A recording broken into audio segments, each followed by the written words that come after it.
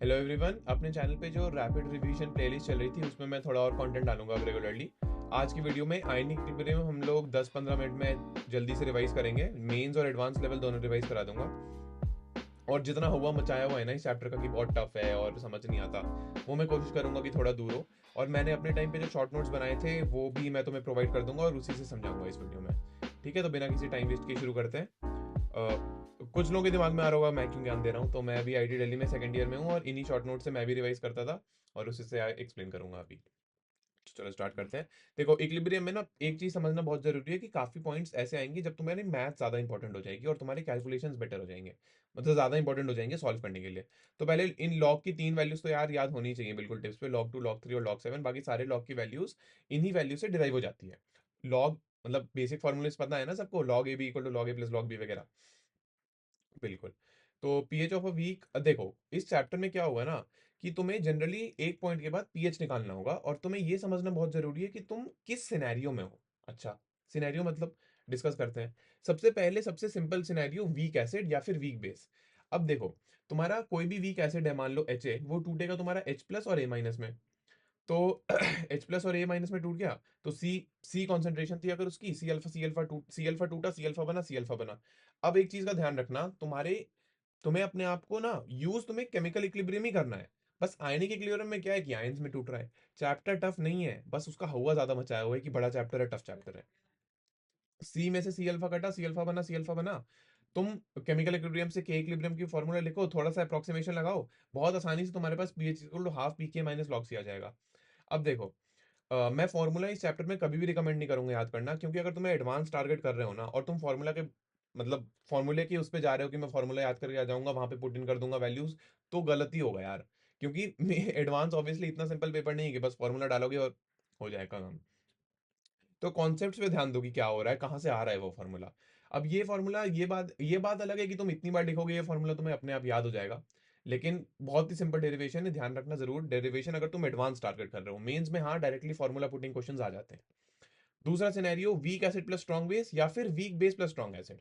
ध्यान दो, सबसे पहले लगाना है स्टोशियोमेट्री, फिर लगाना है केमिकल इक्विलिब्रियम, फिर लगाना है मैथ्स। आयनिक इक्विलिब्रियम यही है। देखो, वीक एसिड में स्ट्रॉन्ग बेस डाला, मान लो पहले 100 मोल्स तुम्हारे वीक एसिड के थे, ऊपर से तुमने 50 मोल स्ट्रॉन्ग एसिड स्ट्रॉन्ग बेस के डाल दिए। आई एम अज्यूमिंग दोनों मोनो एसिडिक और मोनो बेसिक है।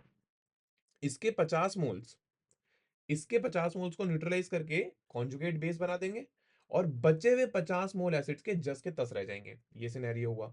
या फिर हो सकता है कि मैं यहाँ पे 150 मोल्स डाल दूं बेस के, तो क्या होगा, 50 मोल्स 50 मोल्स बेस के रह जाएंगे और 100 के 100 एसिड न्यूट्रलाइज करके कॉन्जुगेट बेस बना देगा। या फिर हो सकता है, तीसरा केस क्या हो सकता है कि मैं एग्जैक्टली सेम डाल दूं 100, तो सिंपली 100 यूनिट्स तुम्हारे किसके बन जाएंगे, कॉन्जुगेट बेस के। स्टेप वन, स्टोशियोमेट्री लगा दी, ठीक है। तो ये 3 केस बनते हैं, या तो तुम्हारा वीक एसिड और स्ट्रॉन्ग उसका कॉन्जुगेट बेस बनेगा, या फिर स्ट्रॉन्ग बेस पहले से बचा एक्स्ट्रा डाल दिया वो रह जाएगा, या फिर एग्जैक्टली सही मात्रा में डाला है तुमने तो सिर्फ कॉन्जुगेट बेस बनेगा। केस वन को ही फैंसी भाषा में क्या बोलते हैं, बफर। बफर बिल्कुल, मतलब बफर एक ऐसा पॉइंट मुझे लगता है कि इतना क्यों हाइप बनाया हुआ है, सिंपल एक केस ही है बस आयनिक इक्विलिब्रियम में भाई। ठीक है। दूसरा बात, अगर तुम्हारे पास स्ट्रॉन्ग बेस ज्यादा डाल दिया है तुमने ऊपर से, तो जो कॉन्जुगेट बेस बना है उसको भैया भूल जाओ। शांति से NaOH जितना बचा है उससे पीएच कैलकुलेट करो। वो एक स्ट्रॉन्ग बेस है, स्ट्रॉन्ग बेस का रिवीजन, स्ट्रॉन्ग बेस का भी चाहिए तुम्हें अगर भूल गए हो तो। फिर अगर मान लो ये स्ट्रॉन्ग एसिड है, H प्लस ए माइनस ये सी है, तो ये सिंपली सी कट, पूरा सी कट जाएगा, ये सी बनेगा, सी बनेगा। H प्लस की कॉन्सेंट्रेशन पता है, पीएच निकल जाएगा माइनस लॉग H प्लस। ठीक है भाई। अब देखो उसके बाद, अगर तुम्हारे पास पूरा पूरा एग्जैक्टली सेम अमाउंट डाला था और कॉन्जुगेट बेस बचा है, तो तुम बेस की हाइड्रोलिसिस मारोगे। और बेस की हाइड्रोलिसिस में देखो, ये भी एक जबरदस्ती हवा मचाया हुआ है इस टॉपिक का। हाइड्रोलिसिस को कुछ मत सोचो, ये क्या है, कॉन्जुगेट बेस है ना। अरे कॉन्जुगेट दिमाग से निकाल दो, ये एक सिंपली एक बेस है। इस बेस का केवी क्या होगा, इसका उल्टा तुम्हें पता है के होता है, उसमें पानी और घुसा दिया है। तो इसका मतलब इस बेस का जो केबी होगा वो तुम्हारा होगा KW/K। इसी को बुक्स में KH लिख लेते हैं, के ऑफ हाइड्रोलाइसिस, जो लिखना है लिख लो, अपनी मर्जी है। समझना बहुत जरूरी है कि कहां से आया है। तो तुम्हें इस बेस का केबी मिल गया, यही केस तो हो गया। अब बात ही खत्म। अब ये वाला सिनेरियो जिसको फैंसी भाषा में बफर बोलते हैं, कुछ नहीं है। इस बार तुम्हारे पास जो वीक एसिड है उसकी कॉन्सेंट्रेशन सी है। इस बार ये सी डैश जीरो नहीं है, कुछ सी डैश है, पहले से पड़ा हुआ है कॉन्जुगेट बेस। क्या दिक्कत हो गई? कॉन्सेप्ट तो सेम ही है ना, स्टोइशियोमेट्री लगा दी। अब केमिकल इक्विलिब्रियम लगाओ। सी अल्फा कटा, सी अल्फा बना, सी अल्फा बना। के इक्विलिब्रियम लिखो, अप्रोक्सीमेशन, अब मैथ्स लगाओ, अप्रोक्सीमेशन लगाओ, उतनी तुम इस पॉइंट पे सीख गए हो अगर रिवीजन कर रहे हो। बहुत आसानी से हेंडरसन हेसलबाच इक्वेशन तुम्हारी डिराइव हो जाती है, K H is equal to p K plus log salt by acid. ये एक ऐसी इक्वेशन है जो तुम याद कर सकते हो, क्योंकि मतलब डायरेक्टली लगाने में बहुत फायदा होता है। ठीक है, चले। अब जो तीसरा केस है जिसमें काफी लोग घबराते हैं, वीक एसिड और वीक बेस, इसमें भी कोई बड़ी बात नहीं है। इसका डेरिवेशन मैं बोलूंगा तुम दो बार अपने हाथ से लिखो। क्या होगा ना, ये एक अच्छा केस है, तो इसका जब तुम डेरिवेशन लिखोगे तुम एडवांस में डरोगे नहीं। कोई भी टफ क्वेश्चन आया ना, तुम्हें समझ आ जाएगा भाई, जब weak acid plus weak base किया हुआ है, ये भी हो ही जाएगा। स्टेप वन बिल्कुल ध्यान रखना, step one stoichiometry, step two chemical equilibrium, step three maths आयनिक इक्विलिब्रियम। ये 3 स्टेप्स में बना हुआ है बस। ठीक है, ये पहले मैंने स्टोशियोमेट्री लिखी इसकी। अच्छा ठीक है, मैंने इक्वेशन लिखी केमिकल इक्विलिब्रियम की, केमिकल इक्वेशन लिखी इसकी। सी था, मैंने ये सॉल्ट लिया हुआ था सी कॉन्सेंट्रेशन में, सी था, सी एच कटा और सी एच बन गया। Simple stoichiometry. अब देखो, अब यहाँ पे तुम्हें थोड़ा सा दिमाग लगाना पड़ेगा इस केस में, क्योंकि तुम्हें इसका के इक्विलिब्रियम नहीं पता, तुम्हें इस रिएक्शन का, तुम्हें वो मिल गया तो मजा आ जाएगा। कैसे मिलेगा? तुम इसको टुकड़ों में देखो क्या है। तुम्हें इसका के इक्विलिब्रियम पता है, ऊपर डिस्कस किया था। तुम्हें इसका के इक्विलिब्रियम पता है, नहीं पता है तो कमेंट्स में बताओ, पता हो जाना चाहिए इस पॉइंट तक। और चौथी, तुम्हें एक ये इक्वेशन पता है के डब्ल्यू की, एच प्लस प्लस और माइनस। इन तीनों को जोड़ दो तो तुम्हें ये मिल जाएगा। थोड़ा स्मार्टली जोड़ना है, एक जगह उल्टा करके जोड़ना पड़ेगा, बताना कहां पे। तो तुम्हें इस इक्वेशन का के इक्विलिब्रियम के डब्ल्यू बाई के भी मिलेगा। अच्छा, डायरेक्टली कैसे बोल दिया? थोड़ा सा सोचो, हल्का सा पेन चलाओ, बिल्कुल ऐसे ले बैक करके वीडियो मूवी की तरह नहीं देखना, मेहनत करनी है तब निकलेगा। तुम्हें इसका के, इस इक्वेशन के इक्विलिब्रियम ये मिलेगा। एक बार ये मिल गया तो तुम्हारे हाथ में के एच आ गया, सी एच आ गया। सी एच आ गया, इसमें या इसमें किसी में भी पुट कर दो, तुम्हारे पास एच प्लस या ओ एच माइनस निकल गया। एक बार वो निकल गया, पीएच पीओएच निकल गया। ये गलती प्लीज मत कर देना कि तुमने पीओएच निकाला और आंसर में पीएच टिक करके आ गए। याद रखना 14 में से माइनस करना है, ये सबको याद है ना, pH plus pOH is equal to 14। Done है? सही। इसका फॉर्मूला अगर तुम्हें देखना है तो फिर पीएच की वैल्यू, पीएच सिंपली क्या होता है, 7 प्लस हाफ पीके माइनस पीकेबी। मैंने याद तो नहीं किया था, डिराइव कर देता था। लेकिन यही बात अलग है कि मैंने इतने मॉक टेस्ट दिए, एक पॉइंट के बाद मुझे याद ही हो गया। अगर डायरेक्टली मुझे दिख रहा है कि ये सी दिया हुआ है तो मैं डायरेक्टली फॉर्मूला लगा दूंगा। लेकिन अगर एडवांस में थोड़ा अच्छा क्वेश्चन आया कि ये डाला है, थोड़ा सा ये डाला है, step one stoichiometry, step two chemical equilibrium, step three maths. Done. आ जाओ, इसके बाद ट्राई बेसिक और डाई बेसिक एसिड में क्या है? ये तो बहुत सिंपल कॉन्सेप्ट है, सिंपल सी बात है। के तुम्हारा बहुत ज्यादा होगा, के टू से और के थ्री से। जैसे जैसे तुम आगे बढ़ोगे कम कटेगा तुम्हारा। तो फिर तुम सिंपली जो भी तुम्हारे जिस स्टेप जो सबसे बड़ा है उसको यूज करो पीएच निकालने के लिए। टफ क्वेश्चन बनेगा तो 3 स्टेप्स अंधा फॉलो करना है, ठीक है, सारे क्वेश्चन उससे बन जाते हैं। स्ट्रॉन्ग एसिड में ये 2 पॉइंट्स याद कर सकते हो। स्ट्रॉन्ग एसिड में अगर तुम 10 गुना डाइल्यूशन कर देते हो तो पीएच 1 से बढ़ता है, और वीक एसिड में आधे से बढ़ता है। अब एक ऐसा टॉपिक जिससे काफी लोग डरे रहते हैं, बफर सॉल्यूशन। देखो, डरने की कोई बात ही नहीं है। हम 3 स्टेप्स फॉलो करेंगे और सारे क्वेश्चन उससे बनवा दूंगा। देखो, बात ऐसी है ना कि इसका प्रॉपर्टी क्या होता है कि भाई एसिड और बेस दोनों खाने की क्षमता रखता है। मतलब मेरे सॉल्यूशन में एक ऐसा बंदा बैठा है जो ऊपर से अगर मैं एसिड डालूंगा तो उसे खा जाएगा, और ऊपर से अगर बेस डालूंगा तो एक दूसरा बंदा बैठा है जो उस बेस को खा जाएगा। तो मेरे जो सॉल्यूशन का पीएच है वो बहुत ज्यादा वेरी नहीं करता। ठीक है, ये इस इक्वेशन का नाम क्या है? अभी 2 मिनट पहले बताया था, याद होना चाहिए इस पॉइंट पे, क्योंकि जेई में कभी कभी यू नेवर नो आ जाता है क्वेश्चन। ठीक है, तो फिर देखो, अब इस केस से तुम्हें क्लियर हो जाएगा। तुम्हारे पास सॉल्यूशन में तुम्हारे पास बीकर में ये रखा हुआ था CH3COOH और उसका कॉन्जुगेट बेस। ठीक है, कॉन्सेंट्रेशन दी हुई है, ऊपर से HCl डाल दिया। नंबर वन स्टोशियोमेट्री, ये क्या है? स्ट्रॉन्ग एसिड है। मेरे पास कॉन्जुगेट बेस रखा है और एक स्ट्रॉन्ग वीक एसिड रखा है। मैं एक एसिड हूं तो मैं क्या करूंगा, बेस को खाऊंगा। 0.1 मोलर था, ये 0.1 मोलर था। ठीक है, और वॉल्यूम के हिसाब से ही खाऊंगा ऑब्वियसली, तो मोल्स मान लो इसको, मैंने कुछ तो गड़बड़ की हुई है यहाँ पे, इसको मोल्स मान लेना। ठीक है, अब अगर मेरे 0.1 मोल्स आए हैं तो मैं इसके भी 0.1 मोल्स खाऊंगा। 0.1 मोल्स बेस और ये एसिड मिला के क्या करेंगे, 0.1 मोल्स एसिड वीक एसिड बनाएंगे CH3COOH। तो वो 0.5 से 0.6 हो गया, और इसका 0.1 मोल कट जाएगा। अब ये बन गया, खत्म। अरे एक नया क्वेश्चन बन गया, तुम्हारे बीकर में इतना कॉन्जुगेट वीक एसिड है और इतना कॉन्जुगेट बेस है, फॉर्मूले में पुट करो, सीधा आंसर हाथ में है। समझ गए ना? अगर फॉर्मूला किसी में याद हो गया है और तुम्हें दिख रहा है कि डायरेक्टली फॉर्मूला लगना है, अगर तुम हल्का सा भी अनश्योर हो तो डिराइव करना, जबरदस्ती फॉर्मूला मत लगाना, गलत हो जाएगा एडवांस में स्पेशली।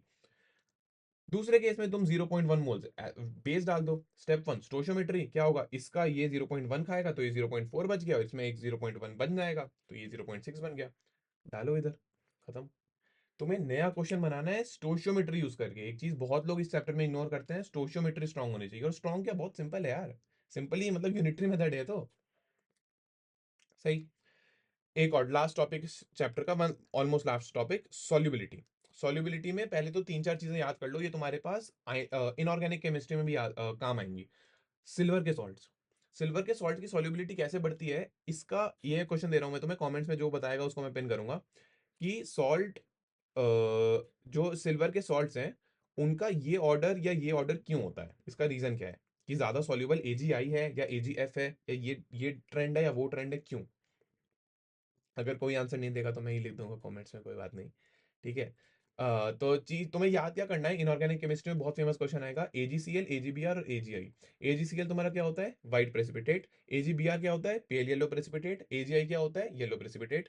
अच्छा, पेल येलो येलो है तो इसको डिफरेंशिएट कैसे करें? देखो, एजीसीएल जो तुम्हारा होता है एक्वस अमोनिया में सॉल्युबल होता है, एजीबीआर पार्टली सॉल्युबल होता है, एजीआई तो बिल्कुल भी सॉल्युबल नहीं होता है। बढ़िया, एजी के सॉल्ट्स डिफरेंशिएट कर दोगे। और एजीएफ, एजीएफ क्या होता है, एजीएफ कौन से कलर का प्रेसिपिटेट होता है, बताओ? एजीएफ प्रेसिपिटेट नहीं होता है, एजीएफ सॉल्युबल होता है। तो जो भी आंसर तुमने दिया था, अगर कोई रंग दिया था तो वो गलत है, red yellow purple white. AGF soluble होता है, उसका प्रेसिपिटेट नहीं होता है। उसके बाद बाकी भी दो तीन याद कर लो, पीबीसीएल 2, एएलओएच होल थ्राइस और CA3PO4 whole twice, white precipitate होते हैं। और एजी एजी एल्यूमिनियम का जो हाइड्रोक्साइड होता है वो जिलेटिनस होता है। पीबीसीएल 2 हॉट वाटर में सॉल्युबल होता है, ये इस चीज का ध्यान रखना, इस पे दो चार सवाल आ चुके हैं पहले भी, ठीक है। अब सॉल्युबिलिटी किन किन चीजों पे डिपेंड करता है, number one common ion effect, number two complexing agent, number three pH of solution, और नंबर फोर सबसे फेमस टेम्परेचर। टेम्परेचर पे तो करना ही करना है।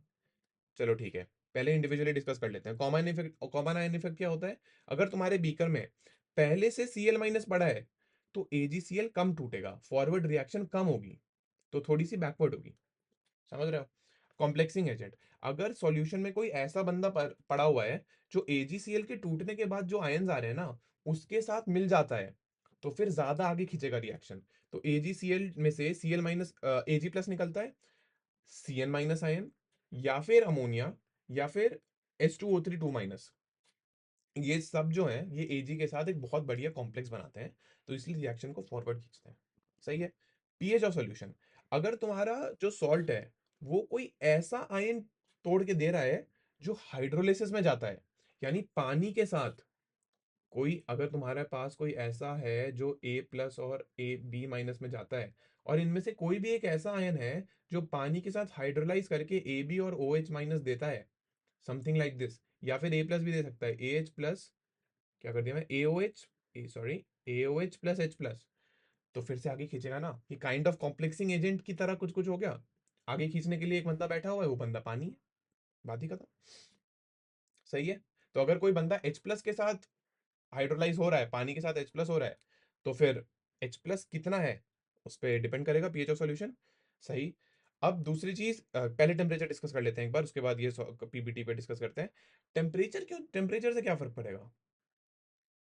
टेम्परेचर से तो फर्क नहीं पड़ना चाहिए।